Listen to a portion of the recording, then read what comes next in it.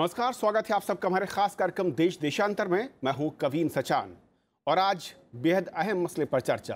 बेहद अहम इसलिए क्योंकि मसला जुड़ा हुआ है एटीएम में, वहां पर करेंसी को लेकर, और जो किल्लत इस वक्त देश के 6 राज्यों में है। मैं एक बार फिर से कहूंगा कि 6 राज्यों में ये किल्लत सामने आई है। देश के तकरीबन 6 राज्य हैं जहां पर नोटों की किल्लत से आम जनता परेशान दिख रही है।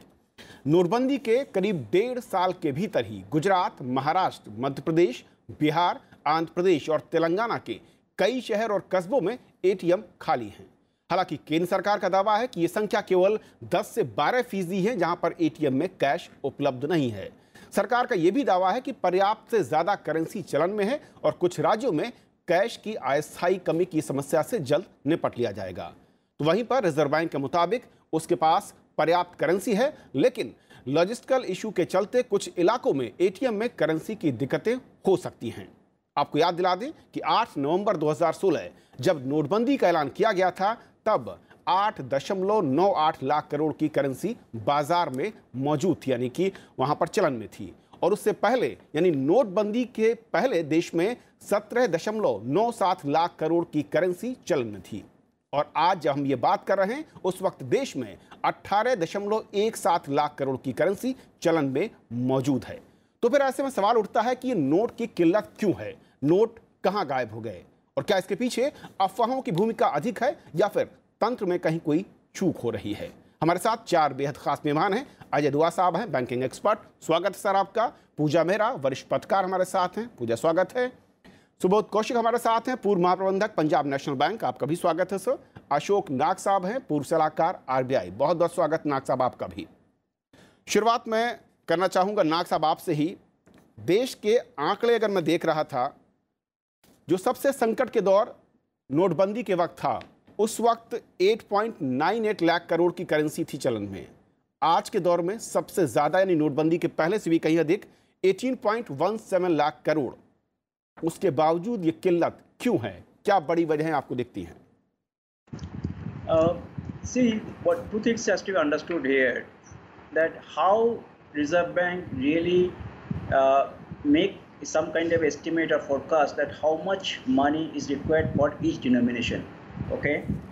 Now, what has happened, after the demonetizations, and one of the way they do it, certain kind of modeling they do it. There are models of like Pines model is there. There are time series model that forecast they make based on the past trend. Now, if you look at it, what has happened after the demonetizations, suddenly the portion of the cash transactions went down substantially in the total transactions of the thing. For example, if you look at the number of transactions in the payment system, which happens by various instruments, the share of the ATM withdrawal by debit card, okay, it was October 2016, before demonetization, it was 50% by volume, the number of transactions, and only 1.2% by the value. Now it went to the 0.80% after demonetizations, and gradually it started again inching and increasing by day by month. Now what has happened, if somebody is trying to forecast the demand of the various denominations, the cash position in the say end of the 17 or end of the 18, if those are the values which you will take it as a input to your model, obviously model will give you a kind of a bad forecast, because these are a kind of a outlier in the model. So point is that it is when Reserve Bank is taking the logistics as an issue, one of the issues is that did they make a proper kind of a forecast where taking into account that sudden drop in the cash kind of a circulation within the economy is not to be projected as a future trend, because what has happened gradually from 0.8%, by the end of February 2000, it has again become 1.2% of the total kind of a transactions value in the all the payment instruments. Okay, sir. So this means that gradually the people are again started accumulating and using cash in that day-to-day economic activities. यानी कि cashless economy की तरफ जब हम बढ़ने की बात कर रहे थे, 8 नवंबर 2016 के बाद वापस बिहेवियरल चेंज दिखता है। दुआ साहब, पूरे सिस्टम का, समाज का, आम नागरिक का, कि वापस वो कैश की तरफ बढ़ रहा है? क्योंकि एक और जो ये गैर सरकारी आंकड़ा है, अगर मैं इसको समझना चाहूँ और आगे बढ़ाऊँ उसको, अप्रैल के महीने में आमतौर पर जो डिमांड थी वो 19 से 20 हज़ार करोड़ हर महीने की कैश की डिमांड थी, जो कि अप्रैल के 13 दिनों में बढ़कर 40 हज़ार करोड़ के आसपास पहुंच गई। क्यों? ये डिमांड में और सप्लाई का गैप है जिसके चलते है, या फिर कुछ और कहानी? कारण कई, अभी तो गेस वर्क चल रहा है। एक चीज़ कही जा रही है कि रिजर्व बैंक और भारत सरकार के जो सारे बैंक्स हैं, 22 बैंक सरकारी बैंक और 8-10 बड़े बैंक प्राइवेट, ये जो आज अड़चन पिछले 2-4 रोज से आ रही है और जिससे कल से जिसका स्केल बढ़ गया है, उसका सबसे बड़ा कारण कहा जा रहा है सरकार की तरफ से और आरबीआई की तरफ से, ये लॉजिस्टिकल डिफ़िकल्टी है जो टेम्परेरी है, वो 2-4 दिन में ठीक हो जाएगी। और उसके लिए जैसे आज 2-4 कदम के बाद घोषणा की गई है, रिजर्व सरकार ने कहा है कि 80% ATMs कल तक फंक्शनल होने चाहिए। उसके लिए फंक्शनल हो सकते हैं। अभी तक क्या अड़चन बताई जा रही थी कि 200 रुपए का जो नया नोट था वो ATM में फिट नहीं हो रहा था, तो इसलिए उसको रिकैलिब्रेट करने के लिए ये सारे ATMs बंद कुछ पड़े थे। पर उसके साथ साथ ये भी अब एडमिट किया गया है, सरकार ने भी और आरबीआई ने भी, सरकार के मंत्री महोदय जी ने कहा है, वित्त मंत्री ने, उनके सुभाष गर्ग जो इकोनॉमिक अफेयर सेक्रेटरी है, उन्होंने भी एडमिट किया है कि कुछ स्टेट्स में शॉर्टेज जरूर है, पर ये टेम्परेरी शॉर्टेज है। और कहा जा रहा है कि हमारे पास $2 ट्रिलियन रिजर्व बैंक में पड़े हैं, हम वो भी रिलीज कर सकते हैं। और कुछ इंटर स्टेट मूवमेंट, कुछ स्टेट्स में सरप्लस है, कुछ स्टेट में शॉर्टेज है। हमने एक कमेटी बनाई है कल रिजर्व बैंक में, जिससे वो और बैंक की कमेटी जो जहाँ सरप्लस नोट्स हैं वो डेफिसिट स्टेट्स में जा सके। मेरा कहना है कि इसमें कितना सत्य है कितना नहीं, मैं उसके बारे में चर्चा नहीं करना चाहता। कारण मेन मुद्दा जो मेरे हिसाब से है, हमने जो सप्लाई डिमांड जो करेंसी नोट्स की होती है, उसके अंदर कहीं हमसे गलती हो गई है सरकार से और आरबीआई से। उसके लिए मैं 2 चीज़ कहना चाहूँगा। एक चीज़ होती है सब कि भारत में हमें डिमोनेटाइजेशन से पहले 12.5% कैश जीडीपी रेशो था, जो जब डिमोनेटाइजेशन किया गया, बड़े नोट्स हमारे चले गए 1000 रुपये के और 500 रुपये के, थोड़ी देर के लिए वो 8.25% पे आ गया था। अब जो करेंसी चल रही है मार्केट में वो 10.5% है। तो 10.5% जीडीपी के रेशो पे अगर हमारे पास कैश है, वो पहले से 12.5% था, डिमोनेटाइजेशन से पहले वो 2% कम हो गया। ये सीधा, जब तक कोई अच्छा एक्सप्लेनेशन नहीं है क्यों कि कोई बिहेवियरल चेंज हो गया है हमारे लोगों में, हम क्या डिजिटल मनी ज़्यादा इस्तेमाल कर रहे हैं, हम ई बैंकिंग ज़्यादा कर रहे हैं, तभी ये आप एक्सप्लेन कर सकते हैं। उससे पहले नहीं कर सकते, उससे नहीं, उसके बिना नहीं। और अभी तक जो आंकड़े रिलीज हो रहे हैं नॉन ऑफिशियल, उसके अनुसार डिजिटाइजेशन जो थोड़ा सा बढ़ा था फरवरी 2017 तक, पिछले 1 साल में कम हुआ है या प्लेटो हो गया है, बढ़ नहीं रहा। और इसके कारण साथ साथ ये जो टेम्परेरी चीज़ें, हर साल इलेक्शन होती है, हर साल अभी फसल कटती है, हर साल शादियाँ होती है, हर साल इलेक्शनें होती है, लेकिन टेम्परेरी फैक्टर, ये टेम्परेरी फैक्टर है। पर इसके एक और चीज़ मैं कहना चाहूँगा जी, बस कि पिछले कई सालों से क्रेडिट टू जीडीपी रेशो वो भी थोड़ा सा कम हो गया था। पिछले 3 क्वार्टर में हम देख रहे हैं credit flow, non oil credit flow, वो आस्ते आस्ते बढ़ता जा रहा है। अगर ज़्यादा क्रेडिट आ रहा है मतलब कि वही इकोनॉमिक एक्टिविटी बढ़ रही है, पर करेंसी नोट्स नहीं बढ़े। इसके कारण भी सप्लाई डिमांड में ये जो अड़चन हम देख रहे हैं, ये कभी ना कभी आनी थी।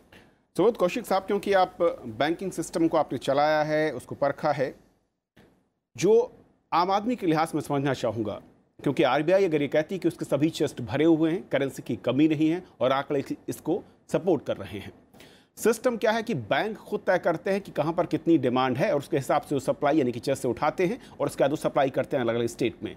क्या बैंकों को कहीं इवैल्यूएशन में जो मांग है, जो सप्लाई है, उसको चेक करने में कहीं एक फॉल्ट हुई है जिसके चलते ये अचानक इतनी बड़ी क्राइसिस 6 राज्यों में दिख रही है, या फिर कुछ इलाकों तक सीमित दिख रही है, या फिर इसके पीछे जो कि दुआ साहब कह रहे हैं कि जो ट्रेंड था वो बदल रहा है, कैश की तरफ बढ़ता दिख रहा है, जो कि बिहेवियरल चेंज हमने देखा था नोटबंदी के वक्त था, उससे अलग है। अब देखिए, ऐसा है कि करेंसी इन सर्कुलेशन के फिगर जो हैं वो हमारे सामने हैं, और उसको देखते हुए ये कमी नहीं होनी चाहिए, पहली चीज़। दूसरी चीज़ ये है कि जो रिज़र्व बैंक के करेंसी चेस्ट होते हैं वहीं से ये करेंसी एटीएम्स के लिए मूव करती है, and it is a smaller percentage of money held in the currency chest.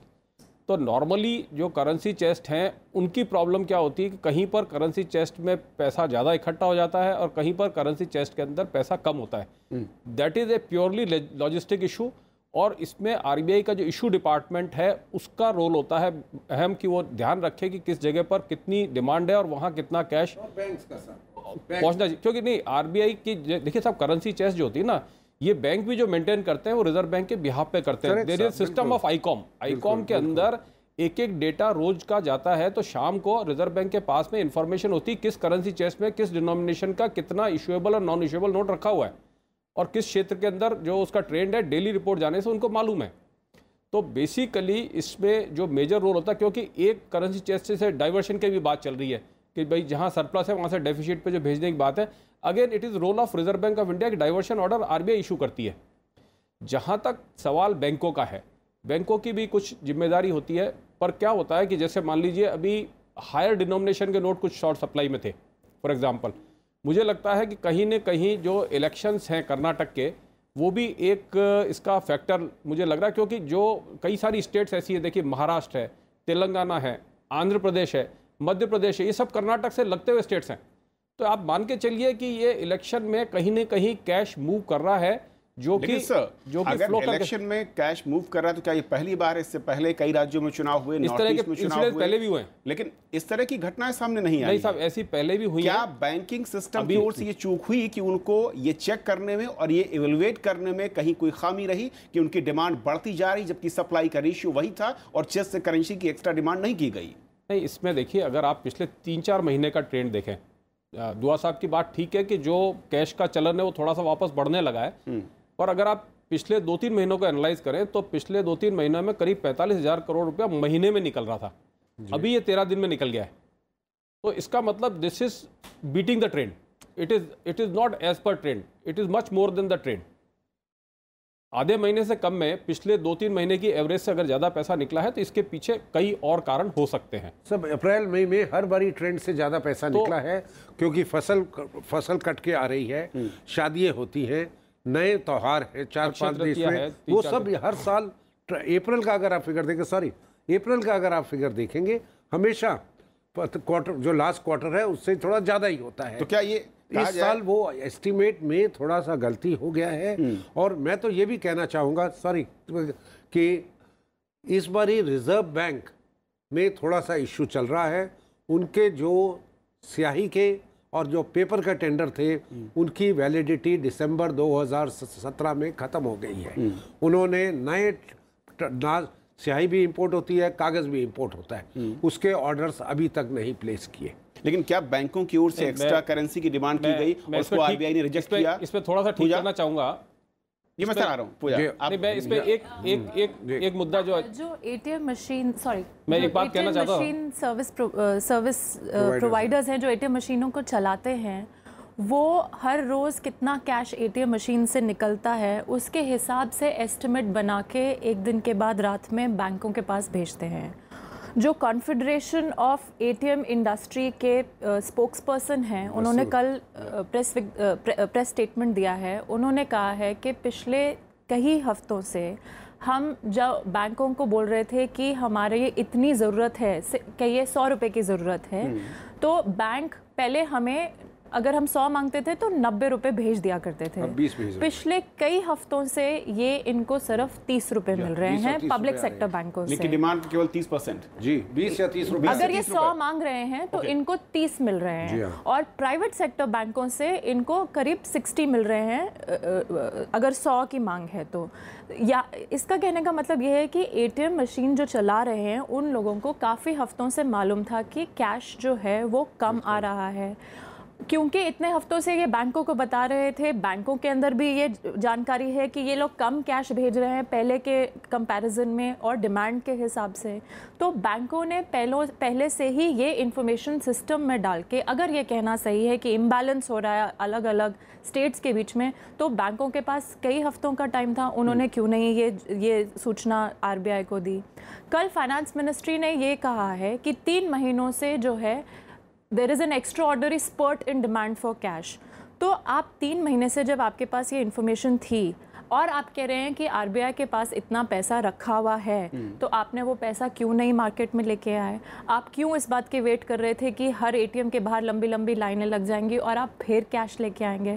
तो ये कहना कि पता नहीं क्या हो गया, ये बात सही नहीं है। काफ़ी इन्फॉर्मेशन पहले से सिस्टम में थी। दूसरी बात, मैं मिस्टर दुआ से एकदम सहमत हूँ कि अगर आप देखें डीमोनेटाइजेशन से पहले कितना कैश है एक इकोनॉमी में, वो इस पे डिपेंड करता है कि वो इकोनॉमी कितना बढ़ रही है, उस इकोनॉमी में कितनी एक्टिविटी हो रही है। तो उस टाइम पे जो कैश टू जीडीपी रेशियो था वो 11.7% था, जो 2 साल में बताया। आज के डेट में ये कम होके कुछ 10% के करीब हो गया है। 10.3। ये हाँ, तो इसका मतलब सप्लाई साइड की भी इश्यूज हैं। अगर आपकी सप्लाई साइड कम है और डिमांड बढ़ रही है, बीच में अगर 1-2 त्यौहार भी आ जाएंगे तो ये सिचुएशन क्रिएट हो ही जाएगी। आपको एंटिसिपेट करना चाहिए था, एंटिसिपेट करना चाहिए। ये नहीं हुआ। मेरे दो पॉइंट थे जी, दुआ साहब के और पूजा जी के उसके ऊपर। पहला तो ये है कि अभी होशंगाबाद में इंडिया में इंडिजिनस पेपर प्रिंट हो रहा है, तैयार हो रहा है पेपर। ये जो नए वाले नोट आए 2500 के जो नोट हैं, उनका पेपर इंपोर्टेड नहीं है, वो भारत में बना हुआ पेपर है। पहली बार जो है इंडियन पेपर यूज़ हुआ है, बाकी पेपर इंपोर्ट होता है। That I would like to clarify. Secondly, जो इंक वाली बात है उसमें मैं एग्री करता हूँ कि there are issues which have, मैं ज्यादा बात नहीं करना चाहता, बट सवाल इससे थोड़ा सा आगे है। पर मैं उससे ने कहा कि मैं दूसरी कौन करेगा? मैं दूसरी बात कह रहा था, जो बैंकों की बात कह रहे थे, देख रहा है आरबीआई को जानकारी है, तो उससे जो स्थिति आई है उससे पहले वो कदम क्यों नहीं उठाया? यही ये जो आप इनकी बात कर रहे हैं ना कि जो एटीएम्स को फिल करती हैं जो एजेंसीज हैं, कैश एंड ट्रांजिट कंपनीज हैं, ये जो रिजर्व बैंक के पास मैंने जैसे बताया कि डेली कंट्री वाइड कैश कहाँ पर कितना है, इसका डेटा रोज सुबह शाम का पूरा उनके पास होता है। ये सिस्टम के ऊपर लोड किया जाता है। इसलिए जो क्वेश्चन ये है कि बैंक ने डिमांड नहीं करी, 3 महीने से बैंक सो रहे थे, ऐसा नहीं है। There is a estimate system. Nag साहब जो बता रहे थे कि there is a estimation in the Reserve bank of India where the cash has to be. This is the currency management which is looked after by the currency management department in the Reserve bank of India. Okay, विषय ये नहीं है जी कि RBI की गलती है या banks की, मैं उसमें जाना ही नहीं चाहता। हम उनको एक बैंकिंग सिस्टम कह रहे हैं। बिल्कुल, बैंकिंग सिस्टम ने रिस्पॉन्ड नहीं किया जो अर्ली सिग्नल्स आ रहे थे कि ऐसी डिफ़िकल्टी आने वाली है। दूसरा मैं विषय में कहना चाहूँगा, आज जो कहा गया है आरबीआई गवर्नर साहब के बिहाफ पे स्टेटमेंट दी गई थी कल शाम को कि हमारे पास काफ़ी करेंसी है, उसका अनुमान है 2 लाख रुपए, 2 लाख करोड़, 2 ट्रिलियन रुपए उनके पास करेंसी में है। वो इमीडिएट मार्केट में रिलीज करने चाहिए कि कम से कम लोगों के अंदर, ये तो अभी तो 6 स्टेट में लोकलाइज है, बाकी 25-26 जगह और ना चला जाए, पैनिक बढ़े नहीं किसी और। और सेकंड साहब मैं कहना चाहूँगा कि लोगों को ये आश्वासन देना की जरूरत है। 35% हमारे करेंसी 2000 रुपए के नोट में है। अगर हमारे पास 18.5 लाख करोड़ अभी पैसा चल रहा है तो उसमें से 6.75 लाख करोड़ 2000 रुपए की करेंसी में है। 35%। ये भारत सरकार को और आरबीआई को, ये पब्लिक को ये आश्वासन देने की ज़रूरत है कि ये नोट हम डीमोनेटाइज या कुछ विड्रॉ नहीं करने वाले। अगर लोगों ने अपने घर में रखने शुरू कर दिए हैं, और लोगों ने घर में क्यों रखने शुरू किए, मैं आपको थोड़ा, मेरा गेस है क्योंकि बैंक्स ने ये नोट नए छापने बंद कर दिए, उसकी जगह वो 500 रुपए के नोट छाप रहे हैं, जिसका गर्ग साहब ने, इकोनॉमिक अफेयर सेक्रेटरी ने कहा कि हमने कल आदेश दिया कि 5 गुना किए जाए, अगले 2,500 करोड़ के निकाले। लोगों में आशंका आ गई कि 2,000 के करोड़ विड्रॉ हो जाएंगे, इसलिए जो सर्कुलेशन में भी तो लोगों ने घर में रखने शुरू कर दीजिए, और ये 35% करेंसी है टोटल की। ओके। और उससे एक और बात भी होती है कि अगर एटीएम मशीन में आप पहले 2,000 रुपए का नोट डाल रहे थे तो ज्यादा पैसे आ जाता था, अगर आप 500 रुपए का नोट डालेंगे तो एटीएम मशीन में कम पैसे आएंगे। बिल्कुल, एक फैक्ट है दर्शकों के लिहाज से भी नाग साहब कि 2,000 के नोट को अगर एटीएम में डाला जाता है तो करीब 60 लाख रुपए एक एटीएम पे आते हैं। वहीं अगर 500 और 100 रुपए के नोट अगर एटीएम में डालते हैं तो ये क्षमता महज 15 से 20 लाख तक सिमट जाती है। और जहां तक कैलिब्रेशन की बात हो रही है कि केवल 30% एटीएम है जहां पर 200 रुपए को लेकर कैलिब्रेट किया गया है, क्या वो फैक्टर हैं जिसके चलते ये समस्या ज्यादा बड़ी होती दिखी है या बढ़ गई है, या फिर जो कि हमारे साथ दुआ साहब जो कह रहे हैं वो एक बड़ा फैक्टर है कि सिस्टम को पता था लेकिन सिस्टम ने उस तरीके से रिएक्ट नहीं किया टाइमली जो करना चाहिए था? See, things we should understand that even if you have the notes in the RBI vaults, when it was to go from the RBI vaults or the press to the various currency chest, the RBI although has a data on every day how much money is going from each currency chest in each denomination, because there is the ICOM that is there, but the supply which takes place, which is there is a huge kind of logistics by the supply that is predetermined by some 6 months ahead. That means indent has to come from the various currency chests, that which denominations.